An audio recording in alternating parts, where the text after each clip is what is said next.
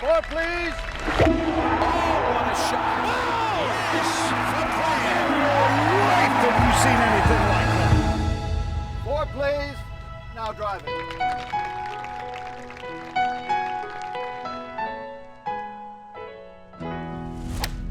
Wednesday at the Masters is among the most wonderful days in golf, the par 3 contest, when the world's best players convene with their families on the pristine, picturesque par 3 course to entertain the patrons with thrilling shots and precious children donning the iconic Masters caddy suit.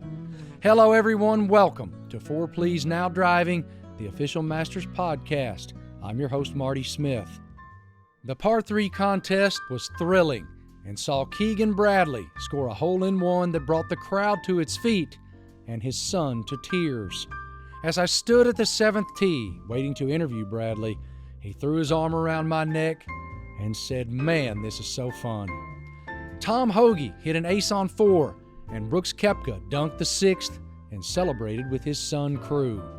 A memory of a lifetime. We also saw Billy Horschel and Rory McIlroy cherish the moments their daughters made putts. Sam Burns' son, Bear, dip his feet in the pond. And an emotional Gary Player in his 67th year here at Augusta National, flanked by his great-grandchildren. It's what makes the par 3 contest so special.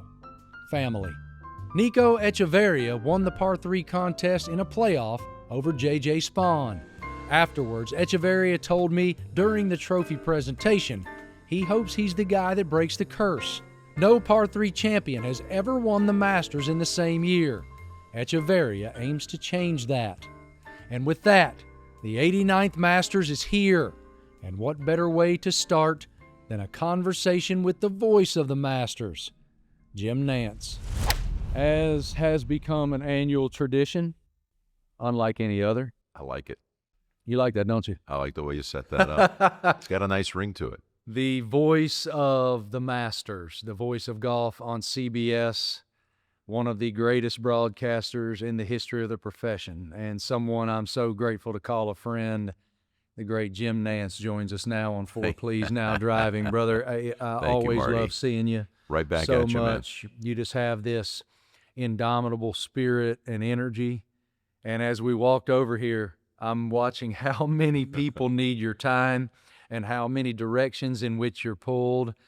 And the grace with which you carry yourself is just such a wonderful thing to see.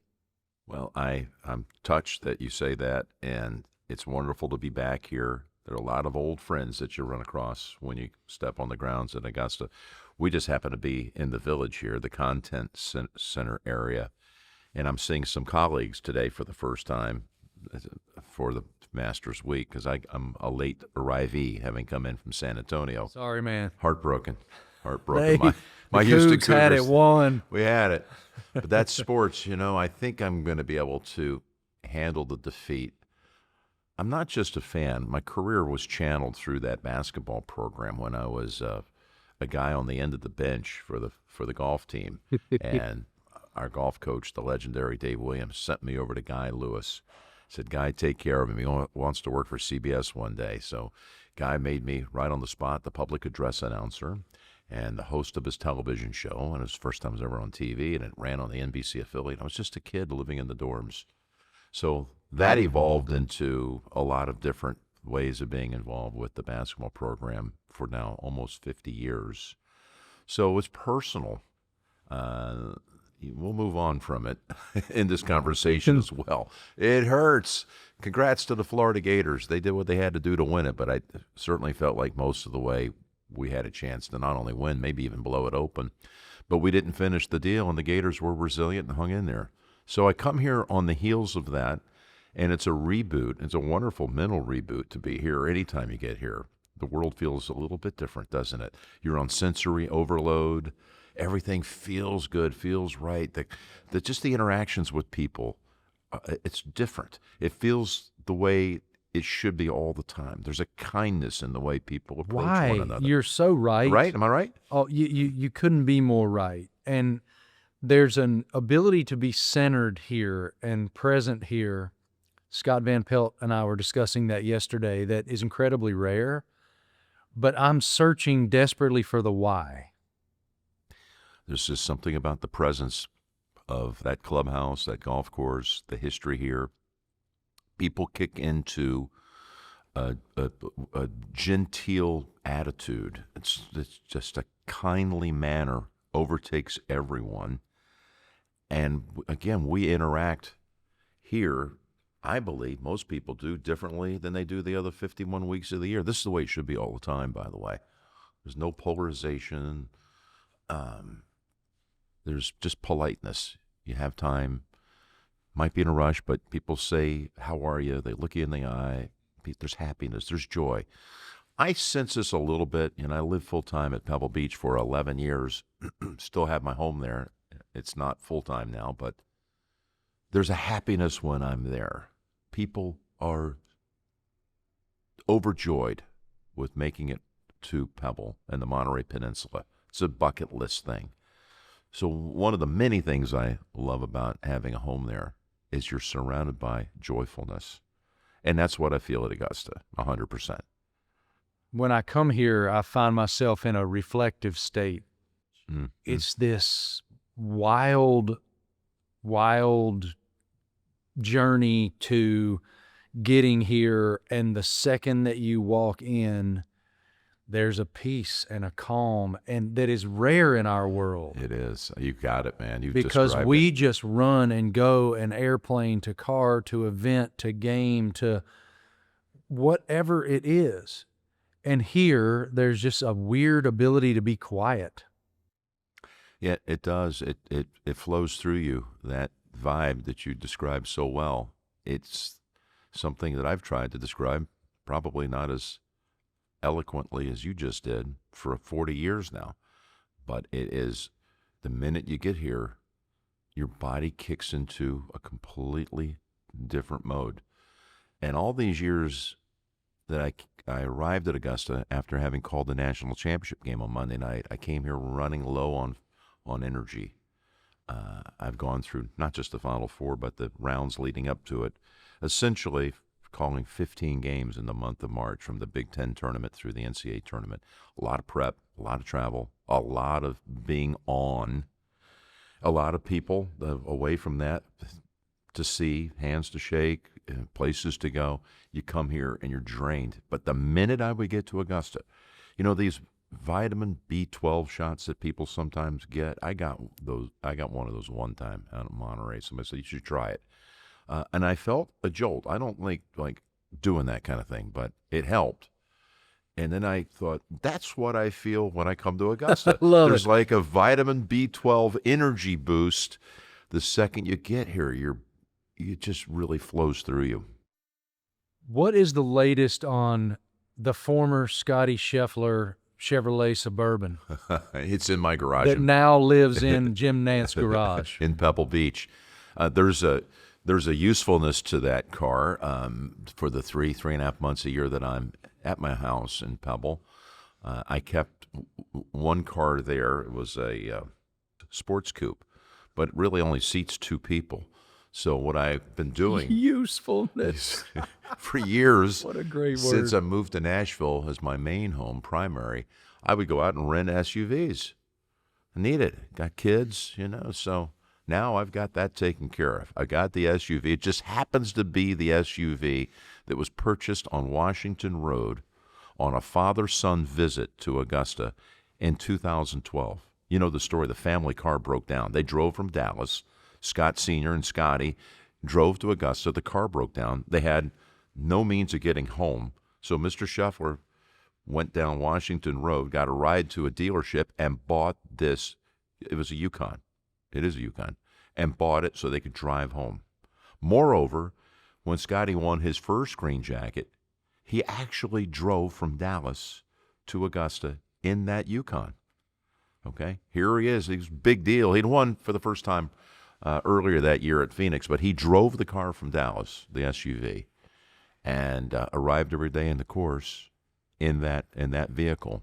So I bought it at a charity auction. That's primary too, by the way. Scotty and I teamed up to raise a lot of money for cancer research in Houston in honor of a young boy named James Reagan, who we both knew well. Great friends with Scotty, young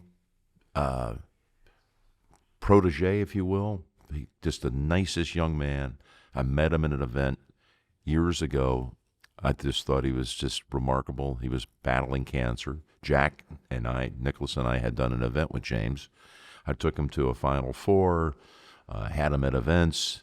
He lost his battle a few years back, but this was in honor of James. And Scotty auctioned off the Yukon. And I thought, I need that.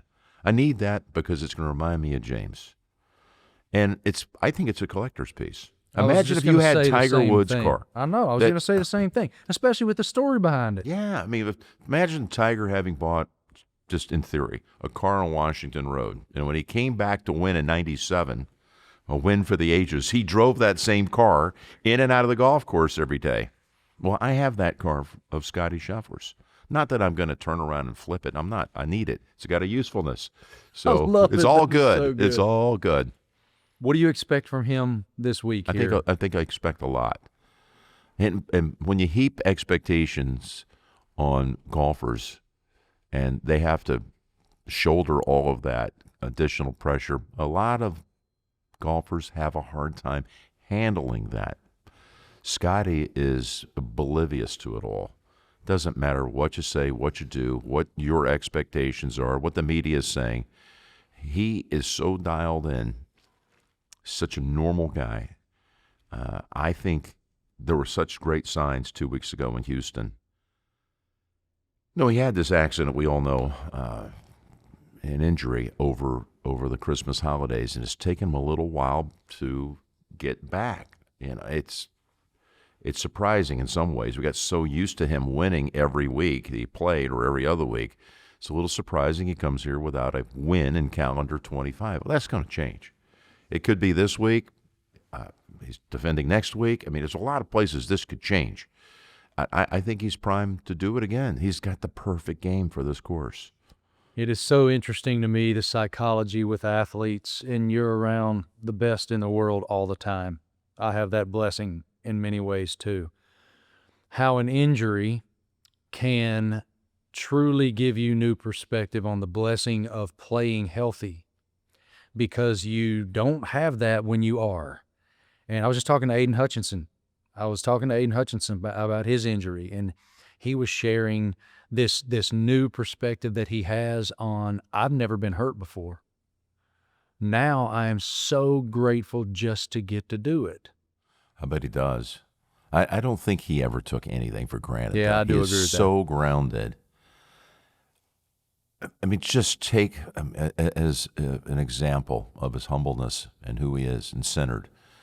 That Yukon, getting back to that, he drove it to the tune of 184,000 miles. And until last July, 3-4 months after he had won his second green jacket, that's still the only car he ever possessed.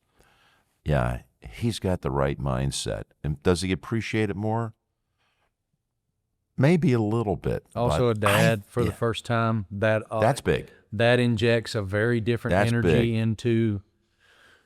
And again, you're so right. He has this grounded approach to everything that he does in his life because of his faith, because of his marriage to Meredith, because of the person he is and the way he was raised, and his general approach to perceiving the world. But when you become a dad, dude, it is a completely new rewrite in the hard drive of perspective.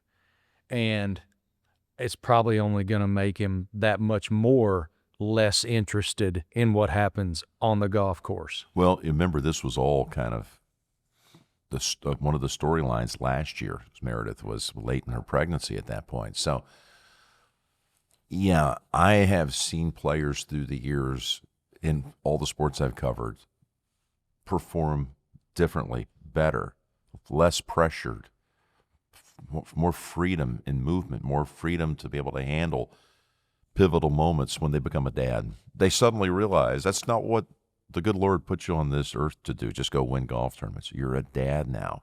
It minimizes the pressure, the intensity that have been self-imposed, and you now have just a completely fresh perspective on life. And yeah. I mean, Scotty's lived through the new father attitude for, what are we talking now? 10 months. Yeah, Well, about a 11 months. year. Yeah, about a year.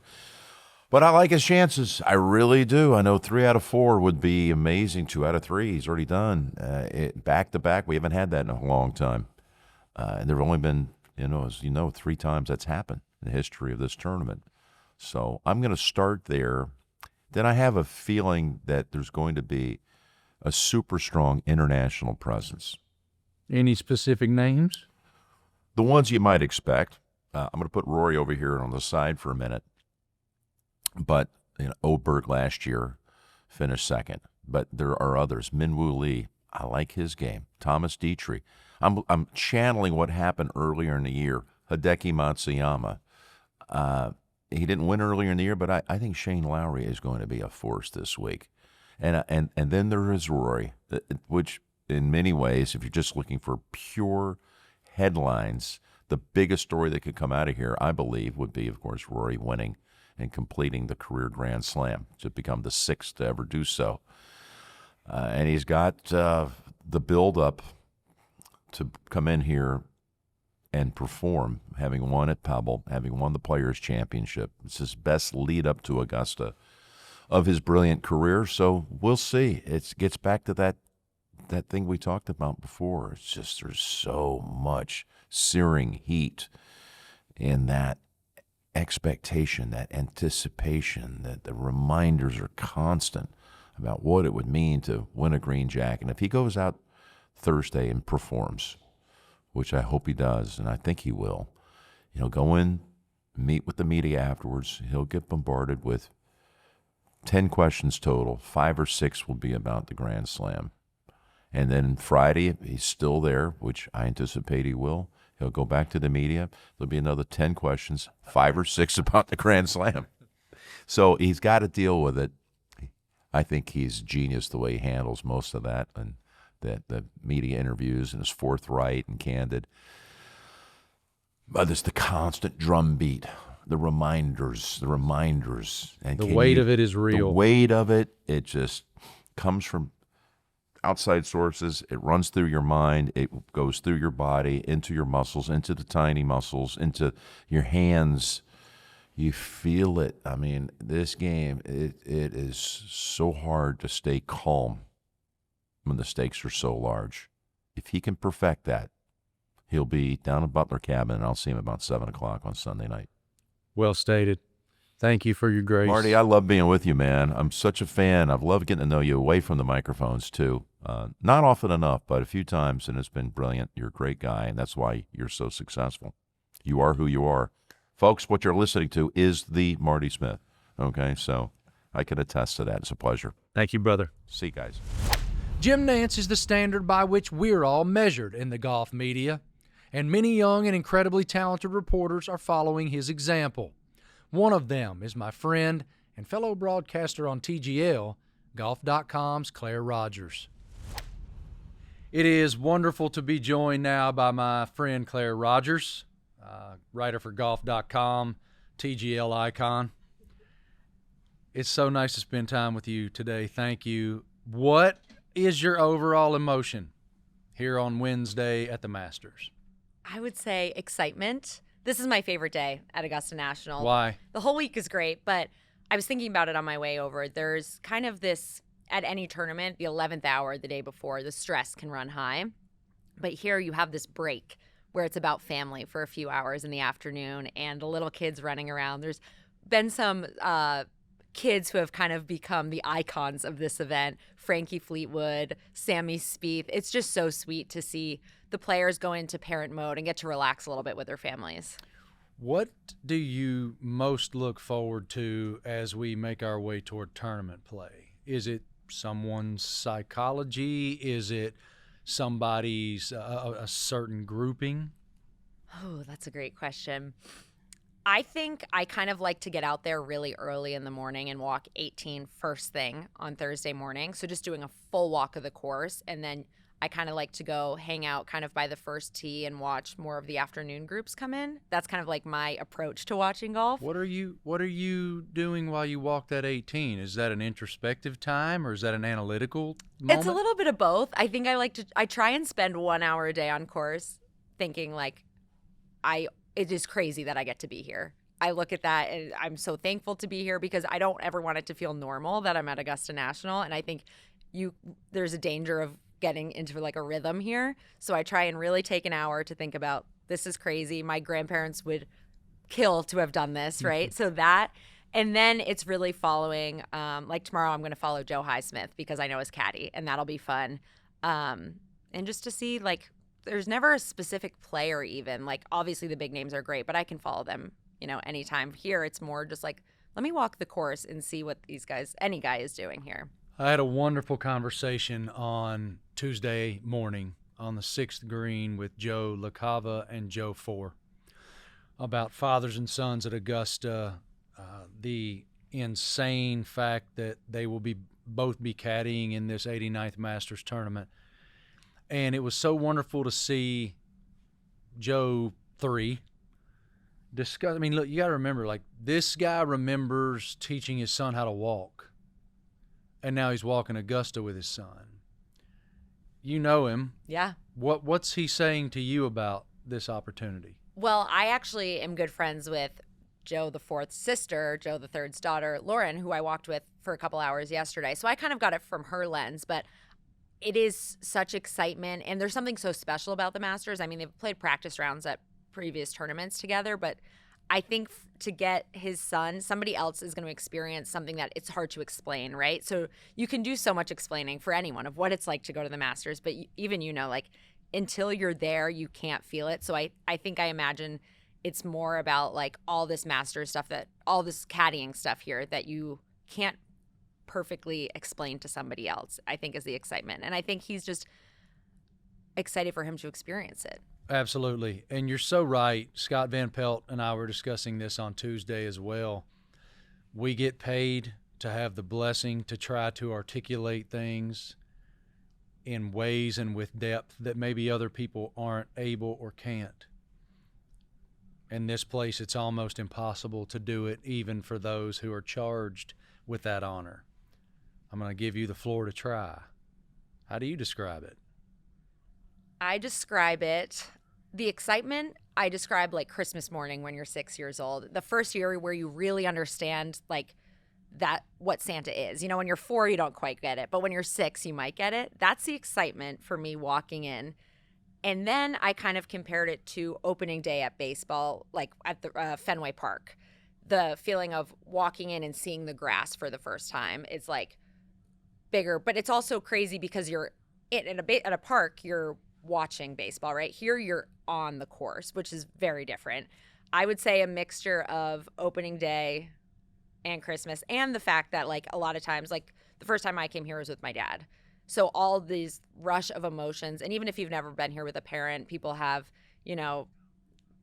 family members who maybe even have passed away where they feel like they're bringing part of them and honoring them here. I saw a post yesterday about this woman who was wearing her late grandfather's Masters bucket hat to the Masters. And it's just an emotional time. I called my dad yesterday from one of the payphones and I kind of got like almost choked up because I was thinking in 40 years, I'm going to look back on this moment of talking to my dad and calling him at his office and saying, love you, I'm here. And him saying he's so proud of me. Isn't it wild how you can call anywhere in the world from those paid phone booths? If you can remember all the numbers. That's what I was going to ask you. Did you write your dad's No. cell phone number down before you? So he got a cell phone when I was like young enough where I had to commit it to memory. So, but his and my mom's are the only ones in the world that I know by heart. So I had 2 options. When you're my age, I still remember all my buddies' phone numbers. Yeah. All of my little girlfriend's phone numbers because it's all we had. We Yeah. didn't have cell phones. I'm that old. Yeah. No, you're not. So coming here with your dad for the very first time, what do you recall? I know you wrote a wonderful piece about that last year on golf.com, but share it with me. Yes. So the first time we actually came, I got Masters tickets for Christmas in 2017, but we went on Monday. We were here for like 3 hours and it got rained out. So I count that, but what I really count is last year because we had a whole day planned and my little sister came, who's not a big golf fan but appreciates the Masters, obviously. So we came, and I think a lot of men bring their sons, which is great. But to do it with his daughters, I think was really special because he's raised us to be, independent and all these things. And, my sister's in law school. She's a really hard worker. And for us to all take a day at almost a neutral location, right? Because none of us live here, but it was just the most exciting thing ever. And my sister, again, is not crazy about like the way a typical golf fan might freak out about a player. She doesn't have that. Tiger walked by and she was like, oh my gosh, he's real. Because you see him on TV and then you see him and he was walking, it was perfect. He was walking, on the hill on the first fairway, and there was just like this awe. And it was, I think when we're all home for holidays, it's like, everybody put your phone away, just get off Instagram. And here you have no choice but to be present with the people that you love. So it was just the best day ever. That was I think my favorite day of my life was here last year with them. Favorite day of your life? Yeah. That's a statement. Because I knew that I was going to look back on that day, again, for the rest of my life and think of how special it was. Whereas if I'm, sitting on the couch with them, it doesn't have the same level of excitement and reverence that a place like this does. You've spent time this week really channeling the fashion. Yes. At the Masters tournament. What have you learned? So this is the 1 week a year I dress up for events. If you see me any other week, I'm wearing like joggers, a t-shirt, and a hat. I think it's just fun, and it's the one opportunity a year where I'm like, all right, I'm going to buy new outfits and do this. But I walked around yesterday and took photos of a bunch of women whose outfits I loved. I've learned that you can't go wrong with any color of green. Butter yellow is really in right now. Butter? Butter yellow. So it's like a little bit lighter than the Masters logo. Dresses. What I really wanted to see more of, though, is the men dressing up. Because it's easy to wear golf clothes, right? And I probably would have done the same thing. But then I saw Marty Hackle. I don't know if you're familiar with him. And he had on layers and all this stuff. So I think it's a good opportunity for people to kind of bring it. One of the great compliments I receive is I normally have on a suit. Yeah. For my ESPN life. And so I agree with you about fashion. I'm all in for dudes dressing to the nines. Yeah, dress up a little bit. And I've said, look at what Arnold Palmer would wear. Think about the Kentucky Derby. Yes, exactly. And even Billy Horschel, like his players' outfits were incredible. You could just copy and paste that as a patron here, and you'd be great. The light yellow pants, a blue collared shirt, and you're good to go. What do you expect to happen in the tournament? Oh, geez.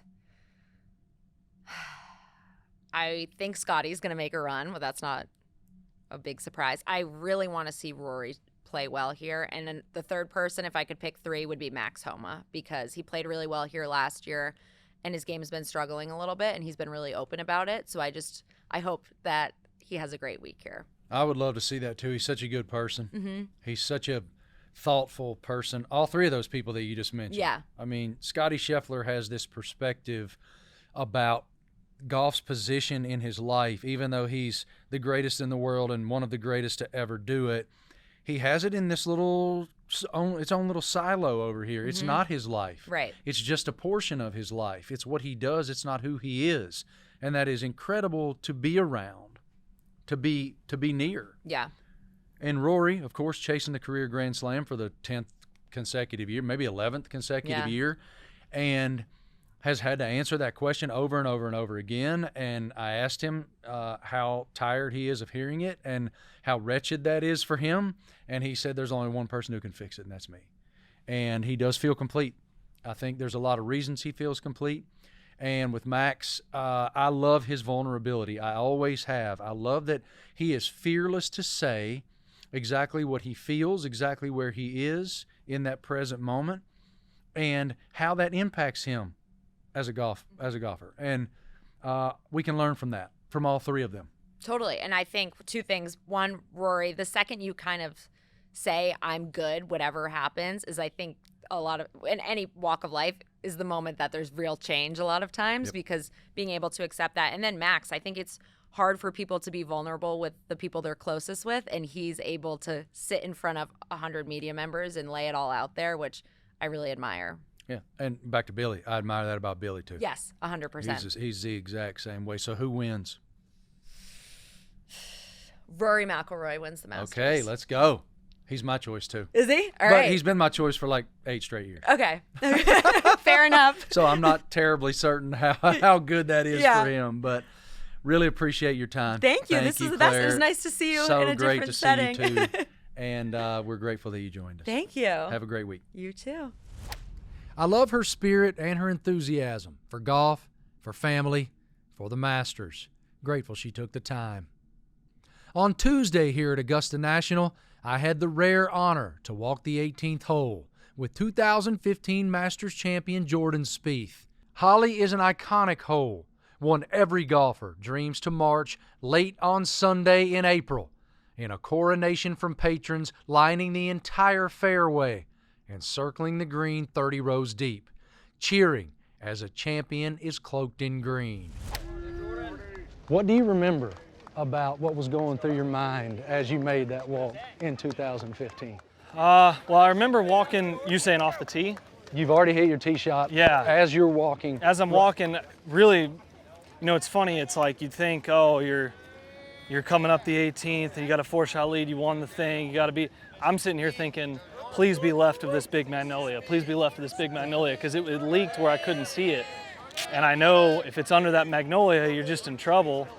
And if it's left of it, then I'm good. So I was just walking up kind of probably a little faster than I should have, just to try to see that ball and make sure it was in a good spot. And then once I saw where it was and I knew I could get a full swing on it, I was kind of wanting to make sure that you get the second shot right of the green, right? The pin's on that left side. Everything was just, you know, I wasn't trying to make birdie anymore. I was trying to put myself in the right spot to get the ball on the surface with a look at par, and at that point, you're good, you know? You seem so happy to me. You seem like you're just in a great place in life, and I'm so curious about that part of you. You seem to be very content, not complacent, but contented with where you are as a man. Yeah, I mean, 10 years has gone by. I've had, ups and downs and peaks and valleys of a career from then. I had surgery last summer, and I'm coming off that, and I just feel, I feel a lot of gratitude. I had a lot of people help me just to be able to get back to walking this fairway with you today, from day 2 of surgery rehab on. And then, I've got a growing family, a young family. I got a couple little kids, another one on the way, and so obviously perspectives change, what priorities change in the course of life, and I get to have my son and daughter out on the par 3 tomorrow. I mean, you grow up watching that, and then I play it, when I'm 21 years old, and I just, it'll be forever till I have kids out here, and then here you are. So, yeah, I mean, the Masters is in a lot of ways very similar over 12 times being here. And then you have these, these incredible, life changes that have happened that make it even more special. It just gets better every year. I'll let you get a look at your shot here. All right. What's your target going to be here, Jordan? It's just going to be the pin today. All right, I like it. 186 hole, 83 on top. So the pin's right over the ridge, wind's off the left. Yeah, off the left. And you get a smidge of help, 95 behind. Oh, I pulled it. Mud ball. I saw the mud. I'll hit another. There it is. Yeah, that'll eat. I'm not sure if it got all the way back there or not. This is about where I was. Right over in here. Right, Mikey? I think it was right here, buddy. It's right here. Maybe a little further back. So I hit a 5-iron. I just opened the face up. How? And just sliced it off the. How? And just sliced it. It didn't even matter where it went as long as it got right of the left bunker. And I just ended up short right of the green. I walked up the same way I walked up the year before, and you're thankful. I mean, I had a lot of people in my corner that week. I felt like I had the crowd on my side. I had a close call the year before, and then I'd been playing really well leading in. I just felt like people were kind of on my team. So I wanted, you want to walk up and thank everybody, but I mean, you just want to get the ball in the hole at that point. One of the epic performances in the annals of the sport. What an honor and a blessing to spend that time with Jordan. He's a gentleman of the highest degree, and I'm grateful for his time, his insight, his thoughtfulness. Best of luck, Jordan, this week. With Thursday comes the ceremonial first tee shot, courtesy of Masters champions Jack Nicklaus, Gary Player, and Tom Watson. Mr. Watson will join us on Thursday's episode to share his gratitude for that honor. Every year, the Masters welcomes renowned and revered athletes from throughout the sporting world. Thursday, I'll be joined by Detroit Lions superstar Aiden Hutchinson, who not only took time out of his off-season to attend the Masters and to join me on Fore Please Now Driving, but also his rehab from a broken leg. He shared extensively with me how that injury impacted him and how the Masters is its own brand of therapy. For everyone at Fore Please Now Driving, the official Masters podcast, I'm Marty Smith. Thank you for spending your time with us. Be well, and we'll see you Thursday.